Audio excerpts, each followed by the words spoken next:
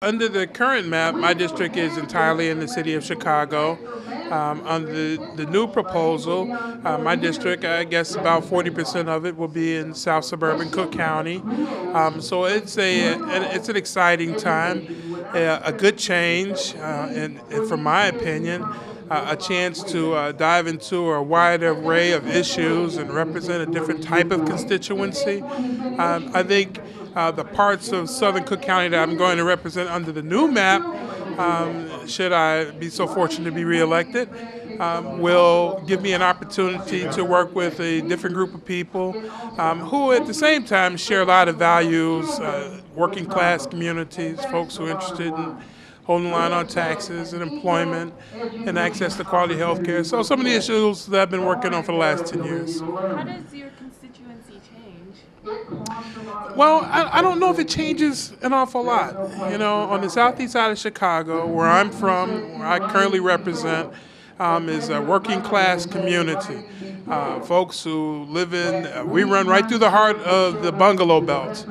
And it's modest incomes, modest homes, people who take a lot of pride in their homes, interested in raising their kids, still dealing with some of the urban issues such as crime and violence, but quite frankly are really interested in holding the line on additional taxes, good schools, and access to quality health care continues to be a huge issue.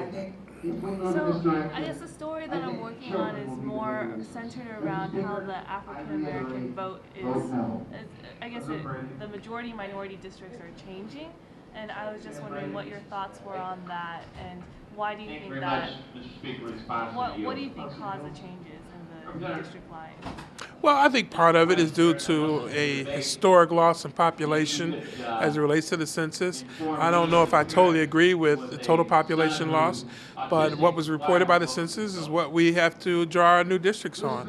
As a result, I think drawing districts that are equal in population, compact and contiguous, continue to be the law of the land. We also have to pay attention to the Voting Rights Act provisions. I think that those who were responsible first for drawing the map did a remarkable job trying to balance all those interests.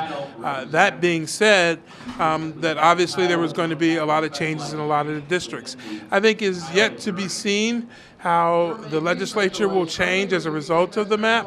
But I think that it's a fair map, it's a competitive map, and going forward, I intend to vote on it and represent that community with all the zeal I can muster. How do you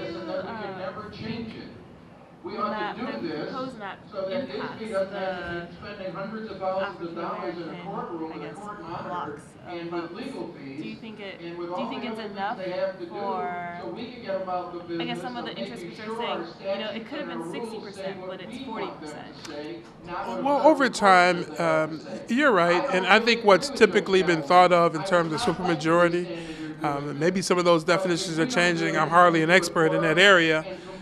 But I think that under the current map, we've seen minority members get elected from districts that were far less than 60%. Whether or not that holds true, only time will tell. I think what most people in Illinois are looking for are legislators who accurately represent their interests. And I think I'm hopeful that that will be the case here. I guess for your demographic, can you describe your demographic in your constituency? Well, my district is it's slightly more than 60% African American. It is in voting age population. It's about 14% Hispanic, and the balance, I believe, is Caucasian. It's a heavily Democratic district. I mean, South Cook County and southeast side of Chicago has been traditionally Democratic. I think those would be the main characteristics. The district overwhelmingly supported Barack Obama for president, and so I think as it relates to, I hope that kind of answers your question in terms of its basic makeup. Will you have to rally different people? I think the goal of a legislator is always to rally people around interests, common goals, and what have you. The trick, even in my current district, has always been to balance the interests of my district with those of the rest of the state. I think when you first start down here, you only think about your district. After a while, you have to begin to think about what's in the best interest of the entire state of Illinois, and that'll continue to be the case. Does the demographic change much between your current one and the proposed maps? A little bit, but I think in part of the remap, that's a natural evolution in every 10 years. What will be the impact of your, I guess, next election? I guess it remains to be seen.